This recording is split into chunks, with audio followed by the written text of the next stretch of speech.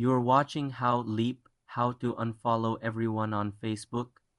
There is no single unfollow all button, so you must do this manually or use a browser script, the manual method. On a computer, go to www.facebook.com and log in.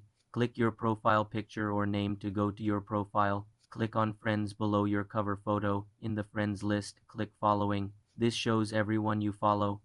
You will need to click the following button next to each person's name to change it to follow. This action unfollows them. This is very time consuming for a large list. A faster method is using a browser extension or script, but this carries risk. One common method is to use the browser's developer console while on your following list page. Right-click and select Inspect or press F12. Go to the Console tab. Paste a JavaScript code designed to click all following buttons. You can search for this code online, but be cautious, as it may violate Facebook's terms.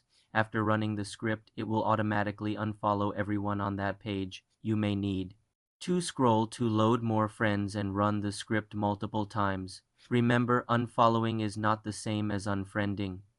You remain friends but stop seeing their posts. To unfriend everyone, you must manually remove each friend, which is a separate, more permanent action. For more simple computer tutorials, subscribe to the channel.